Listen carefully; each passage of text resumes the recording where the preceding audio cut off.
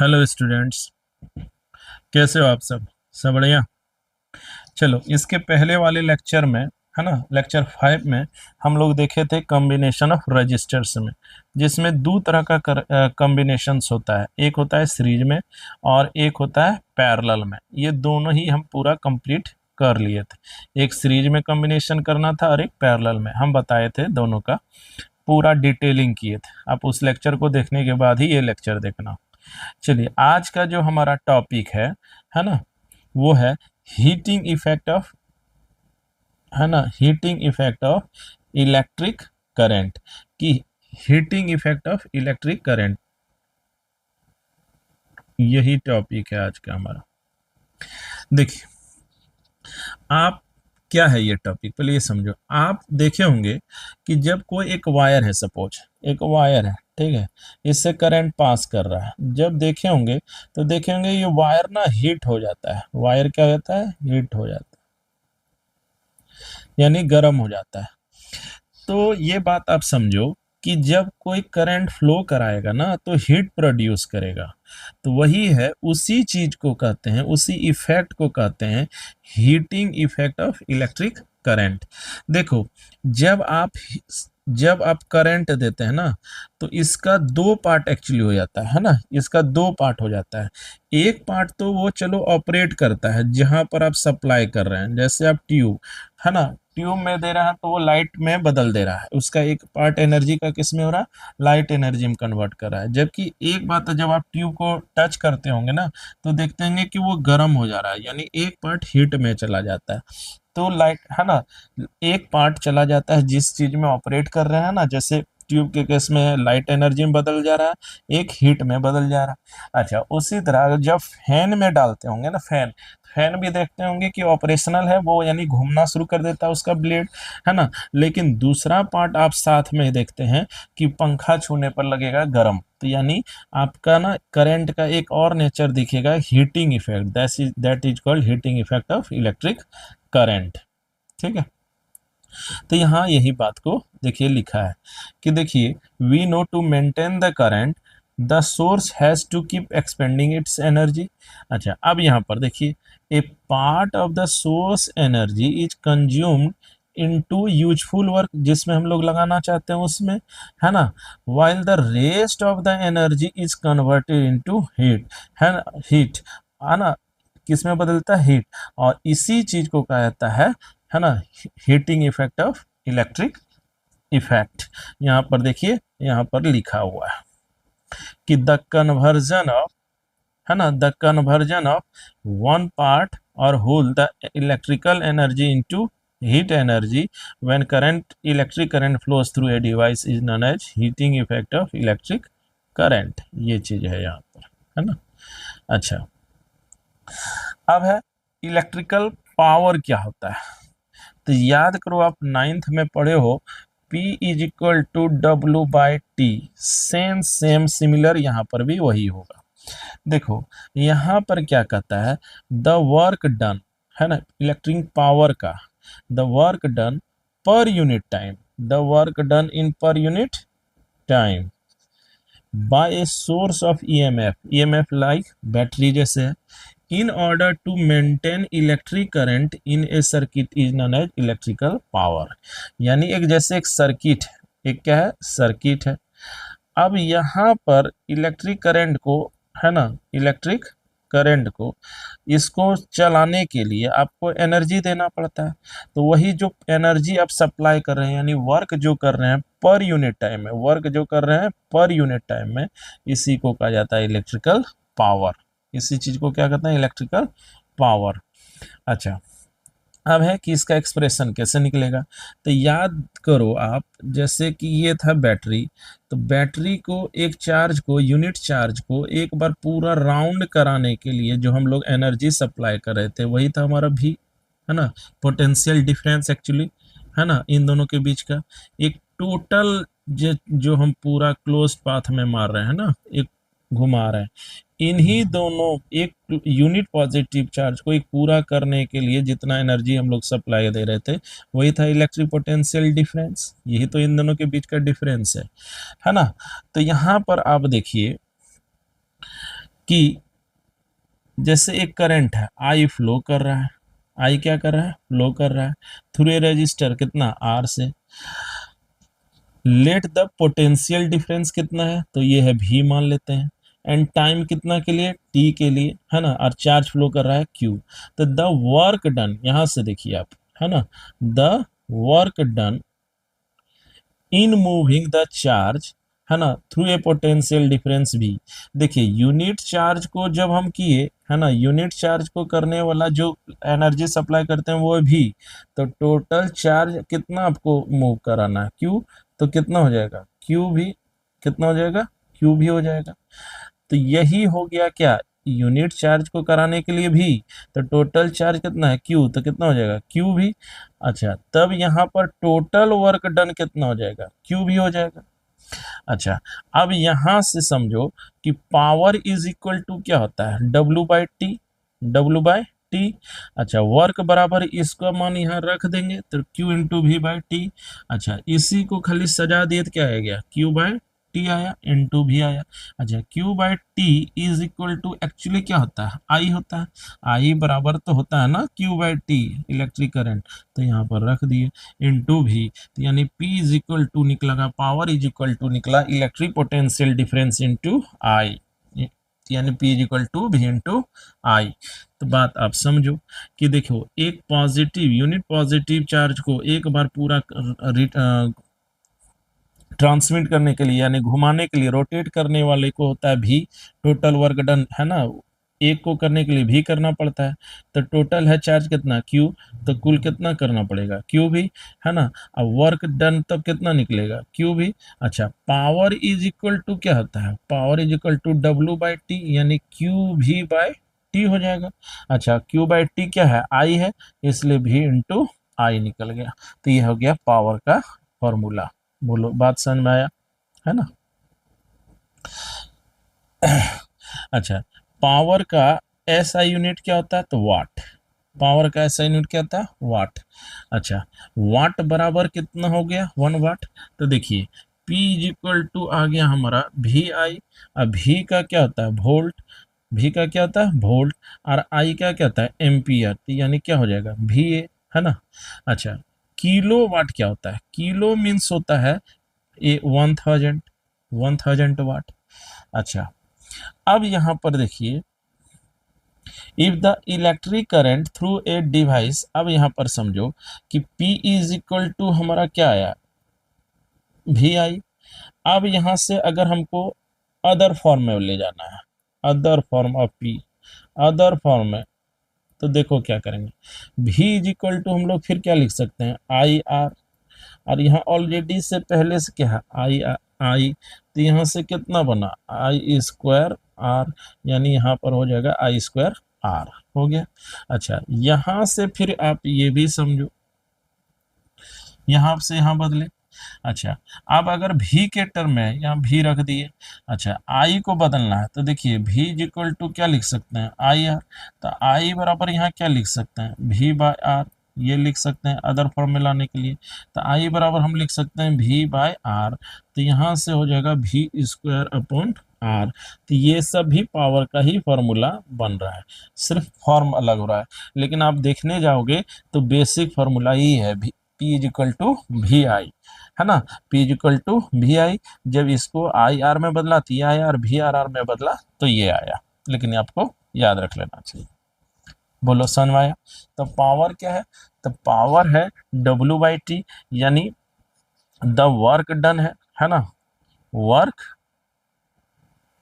The work done है, work done in per unit time by a source of EMF, EMF एक source है EMF द्वारा per unit time में, है ना, in order to maintain electric current is called electrical power, यानी unit time में जितना वर्क डन किया जाता है एनर्जी सोर्स द्वारा, जैसे ईएमएफ द्वारा, इसी को कहा जाता है इलेक्ट्रिकल पावर, है ना। और P बराबर क्या होगा, डब्ल्यू बाय टी आया, तो डब्ल्यू बराबर Q into V by T, Q by T को हम लोग क्या लिख सकते हैं, आई लिख सकते हैं, इंटू वी, तो P is equal to V आई।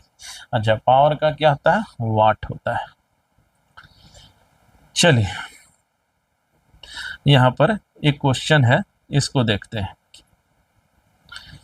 देखो यहाँ पर छोटा छोटा एक टॉपिक है कि we know that a current of resistor is minimum, current in a resistor is minimum when resistance of resistor is maximum.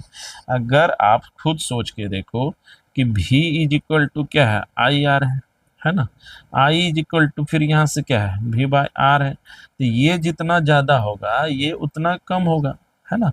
अब यहाँ पर देखो क्या बोलता है कि R बराबर क्या होगा, देखो देखो आप ये समझो कि R बराबर कितना आया था, रो L बाय ए, इतना आया था। अच्छा अब यहाँ से R A, यहाँ रो, यहाँ लेंथ और एरिया, चूंकि वायर ना होता है सिलिंड्रिकल सेट, किस तरह होता है, सिलिंड्रिकल, तो एरिया ये इसका कितना निकलेगा क्रॉस सेक्शनल का, ये तो पाई आर स्क्वायर के बराबर होगा, तो यहाँ पर यहाँ रख दिए, है ना, बोलो, तो ये रख दिए, यहाँ पर ये भी रख दिए, है ना। R B is minimum when current is minimum, कहने मतलब है कि जब रेजिस्टेंस कम होगा तो आई क्या होगा, सबसे मैक्सिमम होगा। चलिए अब है दूसरा टॉपिक, यहाँ पर समझो इलेक्ट्रिकल एनर्जी। देखिए एनर्जी इज व्हाट, एनर्जी का मेजरमेंट वर्क से होता है, ये आप जानते होंगे क्लास 9th में।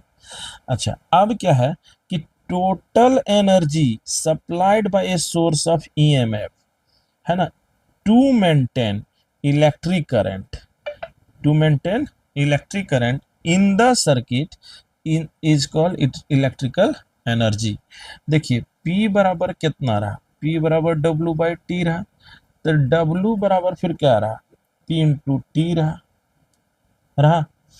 अच्छा अब यहाँ पर समझिए यही है एनर्जी, कि टोटल जो एनर्जी आप दे रहे हैं इसी को E से दिखा सकते हैं, तो E इंटू क्या आएगा, टी आया, तो द टोटल एनर्जी, जो टोटल एनर्जी दिया जाता है एक सेल द्वारा, जैसे कि ये समझो सेल है ना, इसके द्वारा जो सर्किट में टोटल एनर्जी सप्लाई किया जाता है ना, टोटल एनर्जी जो सप्लाई करते हैं उसी को कहा जाता है इलेक्ट्रिकल एनर्जी। अच्छा अब एनर्जी इज इक्वल टू, तब यहाँ से क्या होगा, is equal to P into T, देखिए अच्छा पी बराबर क्या था, वी आई और इंटू टी, यानी क्या निकला, V I T. Other form में भी बदल सकते हैं आप चाहें तो भी को फिर लिख सकते हैं, यहाँ पर भी को लिख सकते हैं आई आर, है ना, ये लिख सकते हैं। अच्छा कहीं कहीं जरूरत पड़ने पर आप आई को लिख सकते हैं भी बाय आर, है ना, तो जैसा फॉर्म चाहिए वैसा आएगा। चलिए अब है इलेक्ट्रिकल एनर्जी का एसआई यूनिट, तो एसआई यूनिट कोई भी एनर्जी हो जूल ही होता है, तो 1 जूल इज इक्वल टू इस हिसाब से क्या पर आया, यहाँ था आया क्या, पावर, और यहाँ फिर क्या है टाइम, तो यहाँ पर आया वोल्ट मीटर, है ना, volt ampere second, volt ampere second, क्योंकि पावर का वोल्ट एम्पियर और यहाँ सेकेंड VS। अदर यूनिट में बहुत फेमस है एक वाट आवर, तो 1 वाट आवर कितना होता है, 1 वाट आवर होता है 3600 जूल, 3600 जूल, 1 वाट आवर बहुत इंपॉर्टेंट है, 1 वाट आवर 3600 जूल के बराबर होता है। अच्छा किलो वाट आवर, किलो मतलब होता है 10 टू द पावर 3, है ना, और आवर, है ना, किलो वाट आवर, तो ये कितने के बराबर होता है, तो ये हो जाता है 3.6 into 10 to the power 6 joule के बराबर होता है। अच्छा पावर का एक बहुत फेमस है ना, पावर का ऐसा यूनिट एक बहुत फेमस होता है, याद रखना आप, याद पावर का, इसका एक होता है हॉर्स पावर HP, और 1 HP होता है 746, है ना, वाट के बराबर, 746 वाट के बराबर 1 HP इज इक्वल टू, बोलो समझ में आया। अच्छा अब है Joule's of heating, Joule's law of heating. देखिए next topic, the energy supplied to the circuit by a source in time t is given by E is equal to, फिर क्या निकला, है ना, E is equal to P into T, अभी हम ऊपर देखे थे, P इज इक्वल टू फिर क्या था V इंटू आई, रख दिए तो आया ये, ठीक है। अब देखो, this energy gets dissipated in the resistors as heat. देखिए इसका कुछ जो पार्ट होता है ना, वो रजिस्टर्स द्वारा डिसिपेट हो जाता है उसका हीट के रूप में। Thus, for a steady current I, the amount of heat H produced in time is, तो heat is equal to, तब क्या हो जाएगा, देखिए एनर्जी क्या है, हीट का ही ये है फॉर्म है, हीट जो है एनर्जी का फॉर्म है, तो H इज इक्वल टू क्या हो जाएगा, V हो जाएगा, VIT हो जाएगा। तो एनर्जी जो होगा और जो हीट होगा ये दोनों इक्वल होगा, तो यहाँ पर पावर डिसिपेशन कितने बराबर होगा, VIT के बराबर हो जाएगा, तो VIT निकला। अच्छा, अब है ओम्स लॉ का यूज से, चूंकि V बराबर हम लोग अदर फॉर्म कहने मतलब है, एक फॉर्म तो ये रहा, दूसरा है V बराबर IR बैठा सकते हैं, तो हीट का एक्सप्रेशन हमारा आ जाएगा I²RT, ये हमारा एक्सप्रेशन रहा, दिस इज रिक्वायर्ड एक्सप्रेशन, ये हमारा एक्सप्रेशन रहा। H बराबर R²RT, this is known as Joule's law of heating, Joule's law of heating, इसी को कहा जाता है जूल्स लॉ ऑफ हीटिंग, है ना, जूल्स लॉ ऑफ हीटिंग। अच्छा, यहाँ से आप क्या क्या देखते हैं कि हीट डायरेक्टली प्रोपोर्शनल कर रहा है I के स्क्वायर के बराबर, हीट डायरेक्टली प्रोपोर्शनल होता है रेजिस्टेंस के, हीट डायरेक्टली प्रोपोर्शनल होता है टेम्परेचर के, है ना, टाइम के, कि जितना ज़्यादा आप सप्लाई कर रहे हैं पावर ना, उतना ज़्यादा हीट भी प्रोड्यूस्ड होगा, जितना ज़्यादा रेजिस्टेंस होगा उतना ज़्यादा होगा, जितना ज़्यादा करंट रहेगा उतना ज़्यादा होगा, कॉमन सेंस भी है ना। देखिए जितना समय के लिए आप करेंगे हीट देंगे, है ना, करंट को फ्लो कराएंगे, उतना ज़्यादा हीट प्रोड्यूस्ड होगा। अच्छा, रेजिस्टेंस तो फ्लो को ही अपोज करता है। अब जब दो चीज़ फ्रिक्शनल टाइप हो जाएगा, जैसे करंट फ्लो कर रहा है तो इलेक्ट्रॉन जो टक्कर मार रहा है ना, इसके कारण हीट भी ज़्यादा होगा, सही बात है। उसके बाद है ना तीसरा, कि जितना ज़्यादा करंट फ्लो करेगा उतना ज़्यादा हीट भी प्रोड्यूस हो जाएगा, ठीक है, इसी चीज को कहते हैं जूल्स लॉ ऑफ हीटिंग। चलिए आइए, अब है नेक्स्ट टॉपिक कि इसी का एप्लीकेशन क्या है, application of thermal effect of electric, application of thermal effect of electric current. देखो सबसे पहले है इलेक्ट्रिक बल्ब, एक ग्रेट एग्जांपल है किसका, है ना, thermal effect of electric current का, यानी इलेक्ट्रिक करंट का थर्मल इफेक्ट, यानी कैसे वो गर्म करता है। थर्म मतलब ये होता है हीट, थर्म मतलब होता है हीट। देखो सबसे पहले एक है इलेक्ट्रिक बल्ब, क्या है, इलेक्ट्रिक बल्ब। देखिए द इलेक्ट्रिक हीटिंग और Joule's heating is used in producing light in electric bulb. Bulb में जो होता है, आप क्या करते हैं, बल्ब में एनर्जी इलेक्ट्रिक देते हैं, इलेक्ट्रिक ही तो बदलता है किसमें, हीट में, और यही हीट फिर हमको क्या देने लगता है, रेडिएशन देने लगता है ना, रेडिएशन बोले तो लाइट देना लगता है। तो क्या ये एप्लीकेशन नहीं हुआ थर्मल इफेक्ट का। चलो देखो क्या लिखता है, द इलेक्ट्रिक हीटिंग और Joule's heating is produced in producing light in electric bulb. Here the filament आप देखे होंगे बल्ब में, जब आप देखेंगे एक सस्ता वाला बॉल नहीं होगा तो आप ले लेना और खोल के देखना, यहाँ पर एक छोटा सा ना एकदम पतला तार ऐसा दिखेगा। Here the filament must retain as much as the heat generated as possible, so it gets very hot and emits light. देखिए जो फिलामेंट होता है ना, फिलामेंट उसका नेचर क्या होना चाहिए, ये हीट को एंड्योर कर सके, है ना, उसको सह सके। अब इंड्योरेंस ही नहीं रहेगा हीट का तो फिर तो वो पूरा जल जाएगा। तो सबसे पहले इंड्योर होना चाहिए, हीट का इंड्योर कर सके, रख सके। अच्छा, इट मस्ट नॉट मेल्ट, ये मेल्ट नहीं होना चाहिए। अब जब फिलामेंट ही मेल्ट कर जाएगा तो फिर वो रेडिएशंस कैसे छोड़ेगा, तो इसका याद रखिएगा, मेल्ट नहीं करना चाहिए, है ना, बहुत बड़ा टेम्परेचर को ही रख लेना चाहिए। इसलिए इलेक्ट्रिक बल्ब में जो फिलामेंट होता है ना दोस्त, उसका जानते हैं मेल्टिंग पॉइंट बहुत हाई होना चाहिए, हाई मेल्टिंग पॉइंट होना चाहिए, high melting point, high melting point होना चाहिए। जैसे कि टंगस्टन, है ना, ये टंगस्टन का बना होता है, टंगस्टन का बनाता है फिलामेंट। क्यों? इसका मेल्टिंग पॉइंट बहुत हाई होता है, देखते हैं कितना है ना, 3380 डिग्री सेल्सियस। सोचिए, पानी उबलना शुरू कर देता है, बुड़ बुड़ बुड़ बुड़ बुड़ करना शुरू करता है 100 पर, और आप इसको कहाँ तक रख सकते हैं, 3380 यानी 3380 डिग्री सेल्सियस तक ये इंड्योर कर लेता है टंगस्टन। इसलिए फिलामेंट जो बल्ब का आप देखते होंगे ना, वो बनाया जाता है टंगस्टन का। तो पहला ऑब्जेक्टिव याद रख लेना, क्योंकि इसका मेल्टिंग पॉइंट बहुत हाई होता है। अच्छा, इसमें ना, इस जो बल्ब लगा रहता है, उस बल्ब के अंदर ना एक केमिकल डाला जाता है, इनएक्टिव केमिकल्स डाला जाता है, कि ताकि ये किसी के साथ रिएक्शन ना करे। जैसे नाइट्रोजन और आर्गन रखा जाता है। ये क्या करता है, which prevents the oxidation of filament at high temperature. देखिए, फिलामेंट का ऑक्सीडेशन ना हो जाए, मतलब एयर का ये ना मिल जाए कि एयर कहीं से मिल जाए और वो ऑक्साइड हो जाए। ऑक्साइड हो जाने से हो सकता है उसमें काला टाइप का दाग पड़ जाएगा, जिससे हमारा फिर वो रेडिएशन सही से इमिट नहीं कर पाएगा।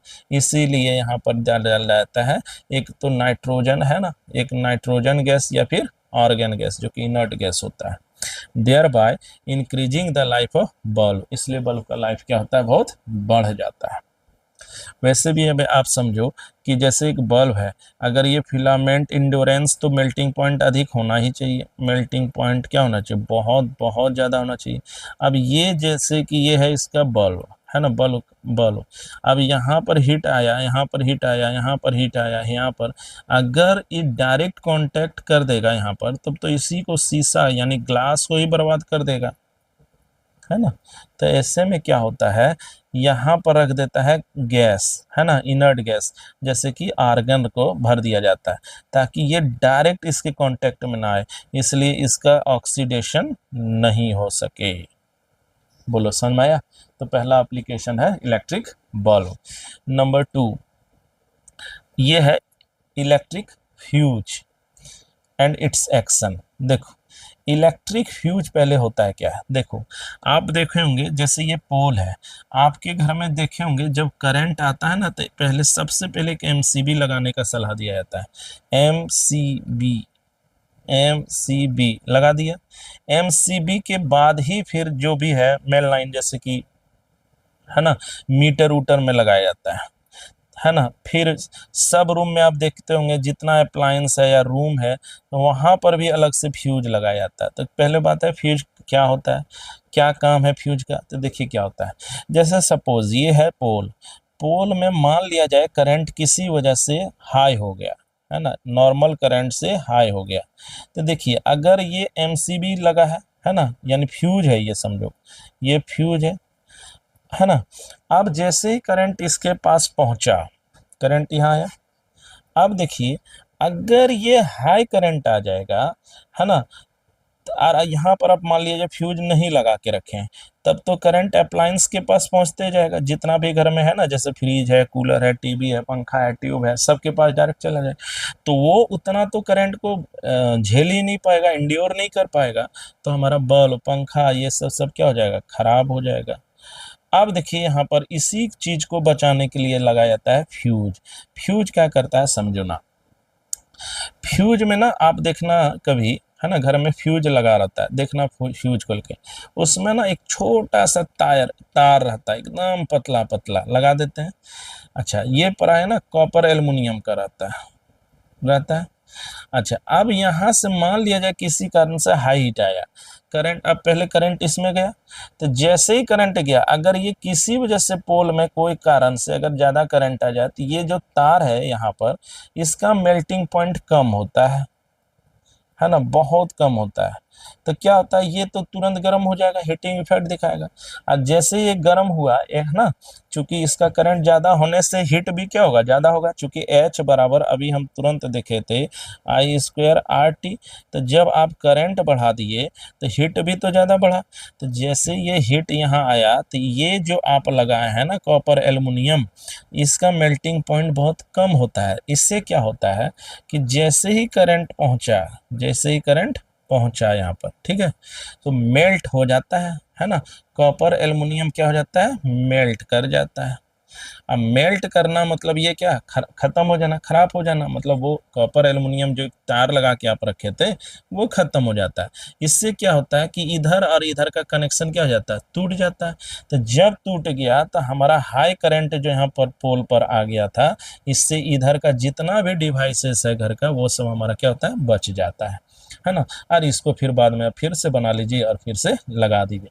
तो फ्यूज का बेसिकली यही काम होता है। और फ्यूज में लगने वाला तार का याद रखिएगा मेल्टिंग पॉइंट बहुत कम होना चाहिए, है ना, ये बात है। अच्छा, अब है कि फ्यूज को लगाते कहाँ, ये भी है, सीरीज में कि पैरेलल में, ये एक बहुत बड़ा क्वेश्चन है।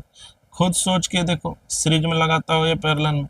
भाई सीरीज में लगाएगा, अगर सीरीज लगाएगा तभी तो, जैसे यहाँ फ्यूज लगा दिए तभी तो ये करंट को रोकेगा, नहीं तो क्या कर देगा, इधर इधर करंट सप्लाई कर देगा, है ना। तो ये जैसे सीरीज में लगाना है, सीरीज में लगा, ये क्या कर गया, ब्रेक कर गया, ये क्या कर गया, ब्रेक कर गया। जैसे ही ये ब्रेक कर गया, ये खत्म हो गया, तो ये खत्म हो गया तो फर्दर करंट का फ्लो क्या हो जाता है, रुक जाता है। फर्दर करंट का फ्लो क्या होता है, रुक जाता है और ये बच जाता है। अगर यही चीज आप पैरेलल में लगा देंगे फ्यूज को, तो देखिए यहाँ पर जैसे हम फ्यूज लगाते हैं, करंट तो इससे इससे या और भी जितना कनेक्शन निकालना है इससे निकल जाएगा, फिर ये सब इधर जाके क्या कर देगा, डैमेज कर देगा, है ना। इसलिए फ्यूज को याद रखो कि सीरीज में लगाया जाता है। बोलो समझ में आया, है ना। तो ये था heating effect of electric current का कुछ एग्जांपल, और जो कि एकदम क्लियरली आपको समझाए, है ना। चलिए, उम्मीद करते हैं आपको ये पूरा लेक्चर समझ में आ गया हो। चलिए एक बार तेजी से हम लोग दोहरा लेते हैं कि आज हम लोग क्या पढ़े। सबसे पहले हम लोग पढ़े थे आज heating effect of electric current, कि देखिए इलेक्ट्रिक करंट का एक पार्ट ना एनर्जी के रूप में यानी हीट के रूप में डिसिपेट हो जाता है, उसी को कहते हैं heating effect of electric current. अच्छा, इसी में है पावर, है ना, पावर। तो पावर P बराबर W/T, है ना। तो यानी वर्क डन किया जाता है, वर्क डन जो किया जाता है per unit time based source in order to maintain electrical power. Per unit time में जो इलेक्ट्रिक करंट को किसी सर्किट में मेंटेन करने के लिए दिया जाता है, इसी को कहते हैं पावर, P बराबर W/T। तो यहाँ से हमारा फॉर्मूला आया P = V/I। चलिए, इलेक्ट्रिकल एनर्जी क्या है, एनर्जी समवॉट लाइक वर्क। तो जो टोटल वर्क किया जाता है ना इलेक्ट्रिकल सोर्स द्वारा, जैसे EMF द्वारा, उसी को बोलते हैं एनर्जी। और एनर्जी का फिर फॉर्मूला हमारा क्या आया है ना, एनर्जी, इसी को क्या बोलते हैं, एनर्जी। और एनर्जी बराबर क्या है ना, VIT आया है। अच्छा, जूल्स लॉ इफेक्ट, ये हमारा टोटल कितना आया, जूल्स लॉ, H बराबर I/R²T। बोलो समझ में। दो एप्लीकेशन हम आपको बताए, electric bulb and electric fuse and it's action भी हम आपको पूरा समझा दी है, आप इसको देख सकते हैं। बोलो बात समझ में आया, नहीं, पूरा क्लियर है ना। ये यहाँ पर पूरा आपको हम कॉन्सेप्ट दिए हैं। चलिए चलिए अगले लेक्चर में मिलते हैं, तब तक के लिए जय हिंद, जय भारत।